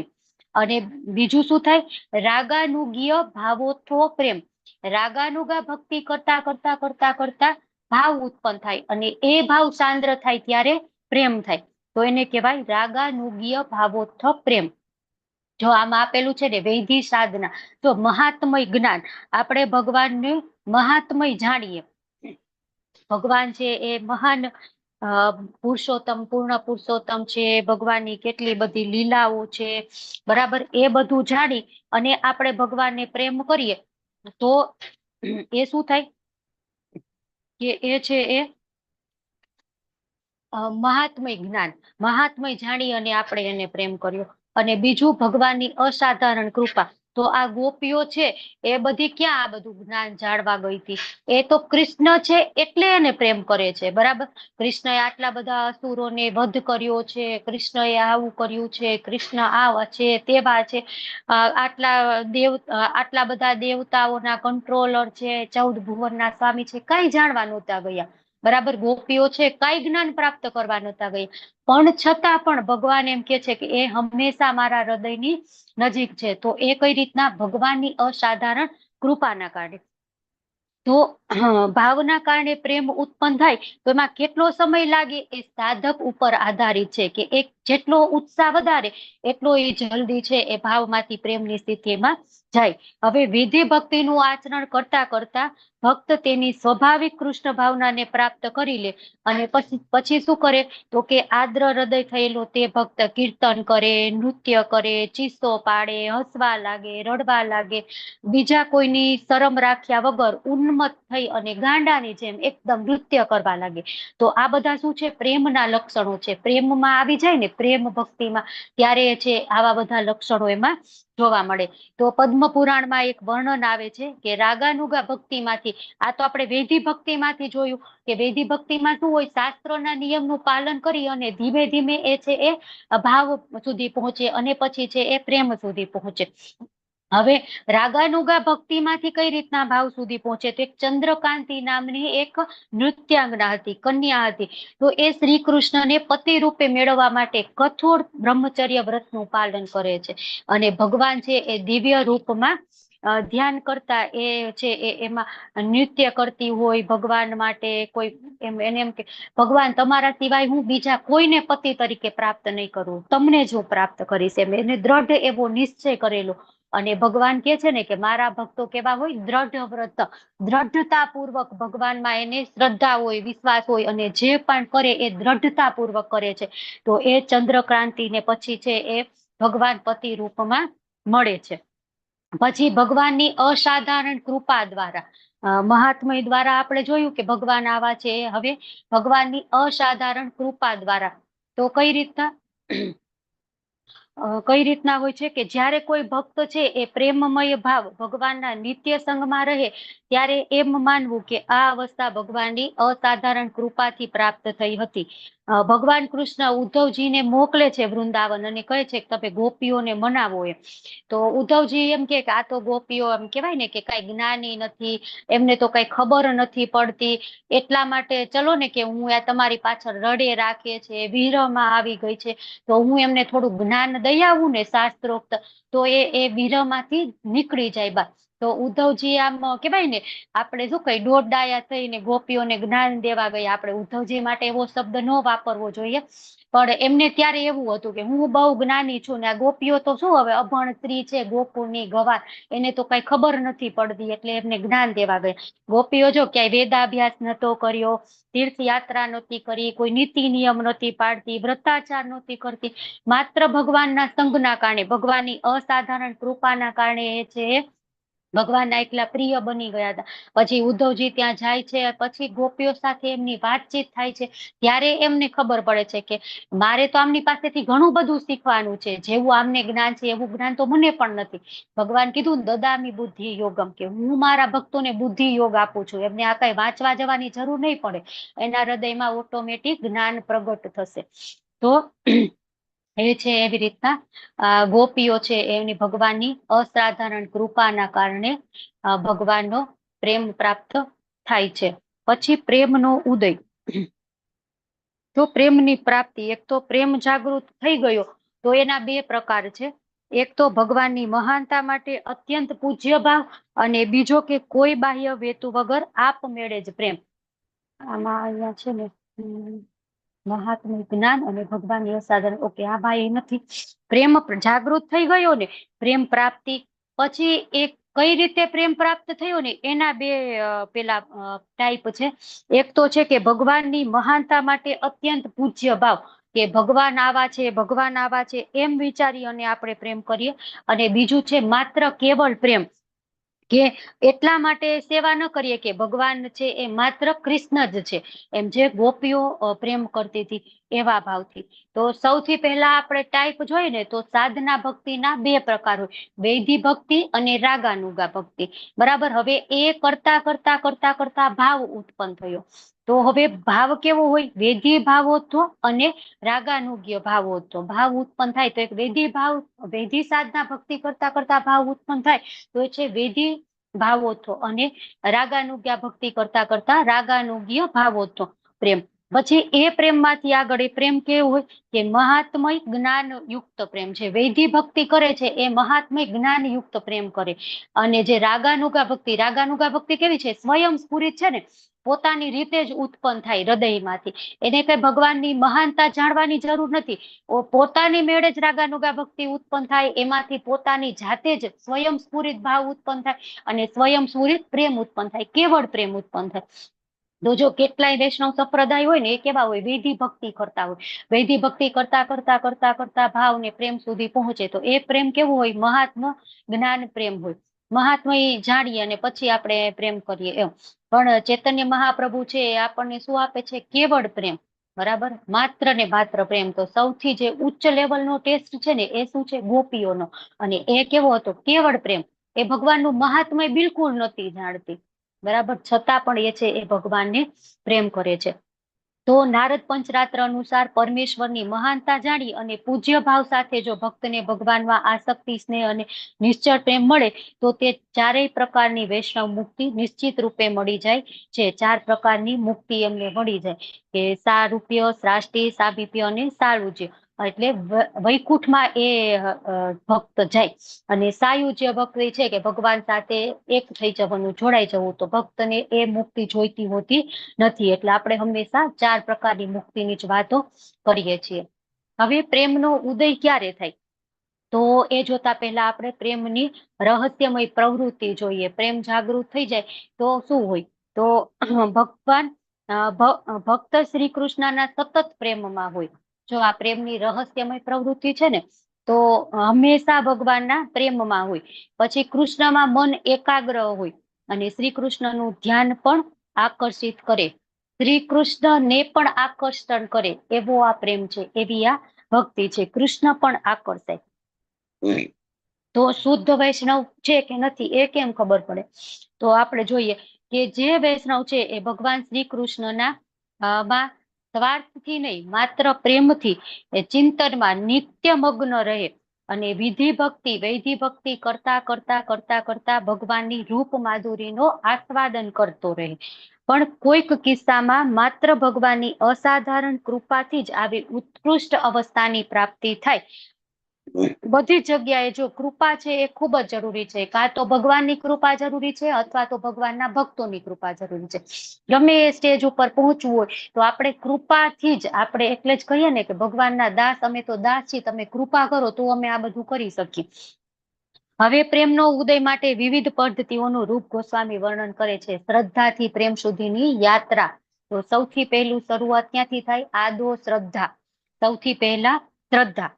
તો પ્રેમમયી ભક્તિના મૂળમાં શ્રદ્ધા રહેલી હોય છે, બરાબર, એકદમ શ્રદ્ધા. પછી શ્રદ્ધા પછી શું આવે? સાધુ સંગ.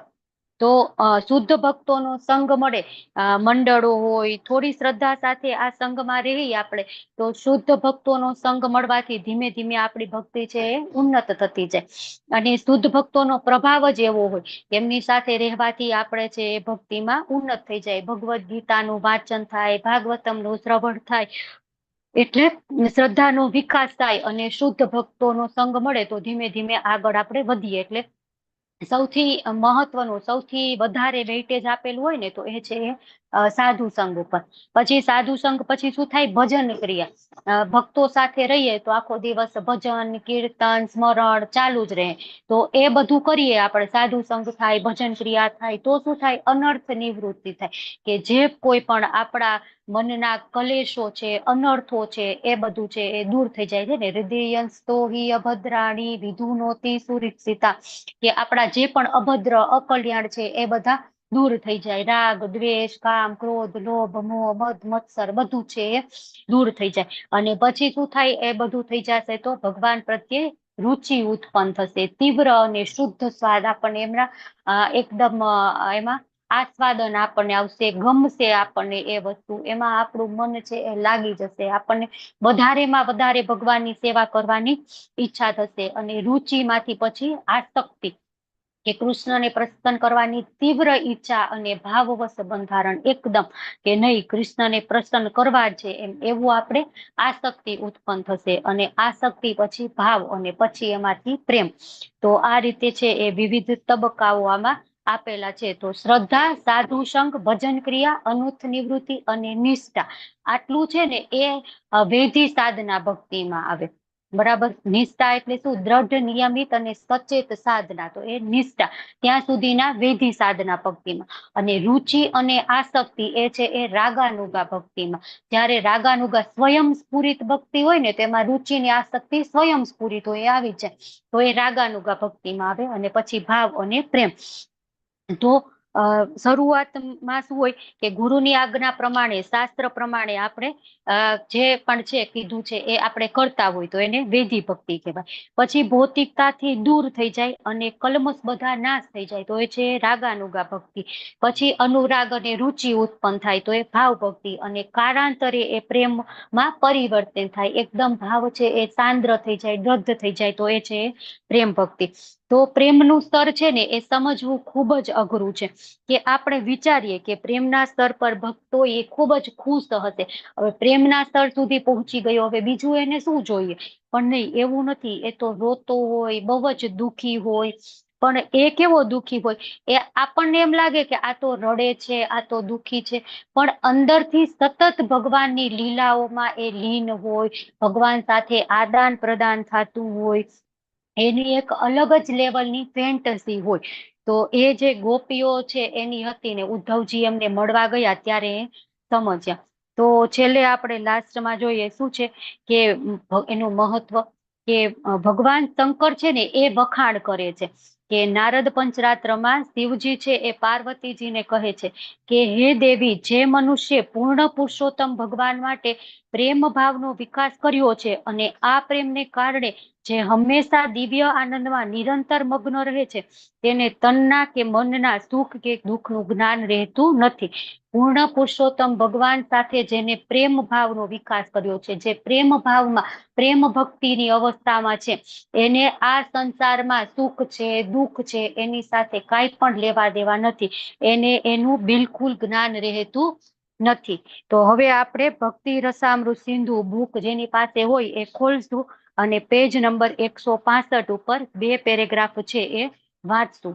કોની પાસે છે ભક્તિ રસામૃત સિંધુ બુક હાલમાં અત્યારે? હેન્ડ રેઝ કરો. ચલો. હરે માતાજી, કૃષ્ણ. આ ચેપ્ટર છે 19 નંબરનું. હા, 19 નંબરનું ચેપ્ટર. અને અમારા બુકમાં 116 ઉપર છે. હા, તો બરાબર. એ ચેપ્ટર 16 ઓલું શું કહેવાય, ચેપ્ટર 19 અને શુદ્ધ ભક્તોનો સંઘ, એમાં છેલ્લા 2 પેરેગ્રાફ છે એ આપણે વાંચશું. બરાબર. ઓકે. રાધિકા માતાજી, એક પેરેગ્રાફ વાંચો. સ્નેહ અને પ્રેમના વ્યવહાર મૂળ. હરે કૃષ્ણ માતાજી, મારી પાસે હિન્દી છે. તમે ખાલી બુક કીધું ને એના માટે ઓકે, ઓકે, સરસ. ચલો, તો ગુજરાતી કોની પાસે છે? બાપુ, મળી ગયું તમને? હા માતાજી, શુદ્ધ ભક્તોનો સત્સંગ વાળું છે ને? હા, એ જ શુદ્ધ ભક્તોનો સત્સંગ. સ્નેહ અને પ્રેમના વ્યવહાર, ત્યાંથી વાંચો. ચલો, છેલ્લેથી બીજો પેરેગ્રાફ. છેલ્લેથી બીજો પેરેગ્રાફ. સ્નેહ અને પ્રેમના વ્યવહાર મૂળ હા, પ્રેમ હા, ત્યાંથી. શાખાઓ છે. હમ. કેટલી વાંચો. સ્નેહ અને પ્રેમના વ્યવહાર મૂળ પ્રેમ વૃક્ષની શાખાઓ છે, જેના અનેકવિધ સ્નેહસભર આવિર્ભાવો દેખાય છે. તેની વિસ્તૃત ચર્ચા અહીં કરવામાં નહીં આવે. આ અનેકવિધ આવિર્ભાવો શ્રી સનાતન ગોસ્વામી તેમના ભાગ ભાવરામૃતમાં વિસ્તારપૂર્વક વર્ણવ્યા છે. સ્નેહ અને પ્રેમના વ્યવહારોનો વીણ્ય અત્યંત ગૂઢ છે. નિર્ણય છે ને માતાજી? મારા વિષય આ વિષય અત્યંત ગૂઢ છે. વ્યવહારનો વિષય અત્યંત ગૂઢ છે, છતાં સનાતન ગોસ્વામી તેનું સુસ્પષ્ટ નિરૂપણ કર્યું છે. એ હરે રીતે કૃષ્ણ. ભક્તિ હરે કૃષ્ણ. હરે કૃષ્ણ. બસ એટલું. સ્નેહ અને પ્રેમનો આ જે છે એ એકદમ ગૂઢ વિષય છે, ગુહ્ય વિષય છે. અને એની હવે ડિટેલમાં અહીંયા ચર્ચા નહીં કરવામાં આવે. કેમ કે આ ભક્તિ રસામૃત સિંધુ કોના માટે છે? કે જેની ભક્તિમાં શરૂઆત છે એના માટે. આપણને એમ થાય આપણે તો લેવલ 1 કરી લીધું, 2 કરી લીધું અને 3 માં પહોંચી ગયા તો શરૂઆત. હા, શરૂઆત છે. કેમ કે હજી તો કેટલુંય અગાધ સમુદ્ર છે કે ને, ભક્તિ રસામૃત સિંધુ, આખો સિંધુ છે, દરિયો છે, બરાબર. તો અહીં પ્રભુપાદ કહે છે કે હવે અહીંયા એની ચર્ચા નહીં કરવામાં આવે. અને અનેકવિધ આવિર્ભાવો શ્રી સનાતન ગોસ્વામીએ તેમના ભાગવતામૃતમાં વિસ્તારપૂર્વક વર્ણવ્યા છે. ડિટેલમાં આપણે આ પ્રેમને ભાવ વાંચવો હોય તો ક્યાં વાંચવાનું? સનાતન ગોસ્વામીના ભાગવતામૃતમાં આપેલા છે. સ્નેહ અને પ્રેમના વ્યવહારોનો આ વિષય અત્યંત ગૂઢ છે, છતાં સનાતન ગોસ્વામીએ તેનું સુસ્પષ્ટ નિરૂપણ કર્યું છે. આમ શ્રી રૂપ ગોસ્વામી ભક્તિ રસામૃત સિંધુના પ્રથમ વિભાગનું સમાપન કરે છે. અહીંયા આ વિભાગ છે પ્રથમ, પહેલો જે પૂર્વીય જે આપણે પૂર્વીય વિભાગ વાંચતા હતા ને, તો આ પૂર્વીય વિભાગ છે એ પૂરો થઈ જાય છે. અને પોતાની રચના ભક્તિ સિદ્ધાંતના પ્રસ્થાપક સનાતન ગોસ્વામી તેમજ ગોપાલ ભટ્ટ ગોસ્વામી, રઘુનાથ ભટ્ટ ગોસ્વામી, રઘુનાથ દાસ ગોસ્વામીના દિવ્ય રસાદ્વાસન માટે તેમને સમર્પિત કરે છે. તો આ પુસ્તક કોને સમર્પિત કરે છે? તો એક તો સનાતન ગોસ્વામી, ગોપાલ ભટ્ટ ગોસ્વામી, રઘુનાથ ભટ્ટ ગોસ્વામી અને રઘુનાથ દાસ ગોસ્વામી. તો આપણને એમ થાય જીવ ગોસ્વામીનું નામ કેમ ન આવ્યું? તો હવે આગળ છે. આ વચન પરથી એમ જણાય છે કે મહાન આચાર્ય શીલ જીવ ગોસ્વામી ભક્તિ રસામૃત સિંધુના લેખન સમયે સક્રિય થયા ન હતા. ત્યારે એ માત્ર શું કરતા હતા? રૂપ ગોસ્વામીના શિષ્ય તરીકે પ્રૂફ રીડિંગ કરતા હતા. આપણે કાલે પરમ દિવસે જ ભક્તિ સદાચારના ક્લાસમાં જીવ ગોસ્વામીનું આપણે જીવન ચરિત્ર જોતા હતા ને, તો શું હતું એમાં? કે જીવ ગોસ્વામીને શું સેવા આપેલી હતી? સાવ નાનકડી, મંદિર સાફ કરવાનું, ભગવાનની સેવા રૂપ ગોસ્વામી કરતા હોય તો એમને કઈક વસ્તુ જોતી હોય તો એ આપવાની. પછી રૂપ ગોસ્વામી આ ભક્તિ રસામૃત સિંધુ લખતા હતા તો એ પેલા તાડપત્ર ઉપર લખતા હતા. તો વૃક્ષ ઉપરથી તાડપત્ર લઈ આવવાના, એને ક્લીન કરવાના, એને ધોવાના, સૂકવવાના, પછી લખાયેલું હોય એને સૂકવવાના અને સાચવીને મૂકવાના. અને એમાં કઈ વ્યાકરણની ભૂલ છે કે નથી એ જોવાનું. માત્ર એમનું એટલું જ કામ હતું. એટલા માટે અહીંયા ડિટેલમાં જીવ ગોસ્વામી વિશે કાંઈ પણ આપેલું નથી. તો આ રીતે ભક્તિ રસામૃત સિંધુના ભક્તિ વેદાંત સારાવલોકનમાં ભગવાનની પ્રેમમયી ભક્તિ સુધીનો પ્રથમ વિભાગ પૂરો થાય છે. હરે કૃષ્ણ કૃષ્ણ કૃષ્ણ હરે હરે, હરે રામ રામ રામ હરે હરે. ભક્તિ રસામૃત સિંધુ કી જય. શીલ કી જય. રૂપ ગોસ્વામી પાદ કી જય. કી જય. અનંત કોટિ વૈષ્ણવ વૃંદ કી જય. હરે કી જય. કૃષ્ણ સર્વેને. હરે કૃષ્ણ. હરે કૃષ્ણ માતાજી, દંડવત હરે પ્રણામ. હરે કૃષ્ણ, દંડવત પ્રણામ. રાધિકા માતાજી, મીરા માતાજી, આરતી માતાજી, અમરીશનાથ કૃષ્ણ પ્રભુ, ભવસિંધુ શ્રી ચૈતન્ય પ્રભુ, હરાપ્રિયા માતાજી, હરિલીલા માતાજી, વિરલ માતાજી, જયશ્રી માતાજી, જિજ્ઞાસા માતાજી, કલ્પેશ પ્રભુ, મિત્ર વૃંદા, સુમુખી માતાજી, નિમિષા માતાજી, રમેશ વસુદેવ પ્રભુ, રતિલા ઠક્કર પ્રભુ, સચિન પ્રભુ, શિલ્પા માતાજી, ઉર્મિલા માતાજી, બ્રજરાની વિનીતા માતાજી અને ચંદ્રિકા માતાજી. તમારો બધાનો ખૂબ ખૂબ આભાર કે તમે આ ભક્તિ રસામૃત સિંધુની જેટલી પણ ચર્ચા હતી એ બધામાં હરખપૂર્વક ઉત્સાહભેર ભાગ લીધો. કે ને, સમુત્કંઠા એકદમ ઉત્સાહપૂર્વક ભાગ લીધો. અને આપણો આ જ્ઞાન યજ્ઞ જે 3 બુક આપણે ભણ્યા, ઈશોપનિષદ, ઉપદેશામૃત અને ભક્તિ રસામૃત સિંધુ, એ આજે પૂરો થાય છે. તમારા બધાનો ખૂબ ખૂબ આભાર. કાંઈ પણ ક્યારેય કહેવાય ગયું હોય, કાંઈ ભૂલ થઈ ગઈ હોય, તમારા બધાનું કાંઈ હૃદય દુભાઈ ગયું હોય તો પરમ વૈષ્ણવ તમે બધા છો એમ માની અને માફ કરી દેજો.